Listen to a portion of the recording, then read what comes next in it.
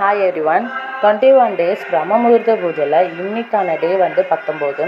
இன்னைக்கு காலையில் ஒரு 4 மணி போல் தான் ஏஞ்சி எப்பயும் போல் எல்லாத்தையும் பண்ணிவிட்டு வந்து நேற்று ஈவினிங் பூஜை பண்ணியிருந்தேன். ஏன்னா நேற்று பங்குனி உத்திரத்துடைய முதல் நாள் விரதம், அதனால் நேற்று ஈவினிங் பூஜை பண்ணதுனால நைட்டு நான் ஒன்றும் பண்ணலை, ஏன்னா விளக்கு எரிஞ்சிட்டே இருந்தது.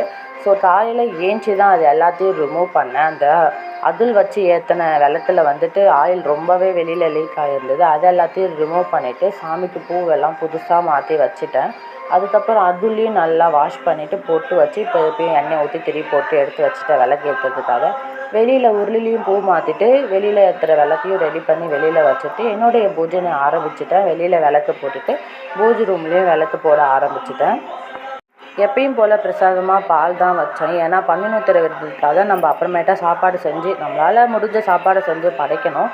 அதுக்காக காலையிலே பால் வச்சுட்டு வெத்தலை பார்த்து பூ வச்சுட்டு வத்தி ஏற்றி எல்லா சாமிக்கும் காமிச்சிட்டு அதுக்கப்புறம் மகாமந்திர படைக்க உட்காந்துட்டேன். பங்குனி உத்திர விரதன்றது நம்மளால் முடிஞ்சவங்க 7 நாள் 9 நாள் 5 நாள் இப்படின்னு பண்ணலாம். எங்களால் 3 நாள் தான் முடியும். அதுக்காக நாங்கள் 3 நாளுன்னு எடுத்தோம். சில பேர் உடம்பு கண்டிஷன் சரியில்லாதவங்க 1 நாள் கூட விரதம் இருக்கலாம், தப்பே கிடையாது. அதுவும் பங்குனி உத்திர அன்னைக்கு கூட நீங்கள் காலையில் விரதம் இருந்து ஈவினிங் விரதத்தை முடிக்கலாம். விரதன்றது நீங்கள் பட்னியாக தான் கடந்து விரதம் இருக்கணும் அப்படின்னு கிடையவே கிடையாது. ஏன்னா சாமியும் அந்த மாதிரி எதிர்பார்க்கவும் இல்லை. அது எல்லாருமே அப்படியே அப்பையிலேருந்தே அது வந்தது. விரதம்னா நம்ம பட்னியாக இருக்கணும், ஒரு வேலையாவது பட்னியாக இருக்கணும் அப்படின்னு சொல்லிட்டு. ஆனால் அப்படியெல்லாம் கிடையவே கிடையாது. 3 வேளையும் நல்லா திருப்தியாக சாப்பிட்டுங்க, ஒன்றும் பிரச்சனை கிடையாது. சும்மா இருக்கிற டைமில் சாமி மந்திரத்தை எதனா படிக்கலாம், சாமியை நினச்சிக்கலாம். கொஞ்சம் வீடெல்லாம் சுத்தபத்தமாக வச்சுக்கிட்டு கொஞ்சம் அப்படி பக்தி பரவசமாக வீடை வச்சுட்டு இருந்தாலே போதும். அதுவே விரதத்துக்கான அறிகுறி தான்.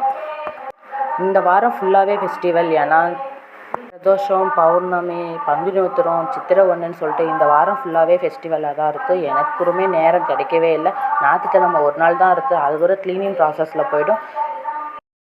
எங்கள் வீட்டில் இப்படி தான் இன்றைக்கி பூஜை நடந்தது. ஓகே எவ்ரிவன், பங்குனி உத்திர விரதத்தை பற்றி எதனா டவுட் இருந்தால் சொல்லுங்கள், நான் கமெண்டில் ஷேர் பண்ணுறேன். வீடியோ பிடிச்சிருந்தா ஃபாலோ பண்ணிக்கோங்க, கூட ஒரு லைக்கும் போட்டுக்கோங்க. ஓகே எவ்ரிவன், இன்னொரு வீடியோவில் பார்க்கலாம்.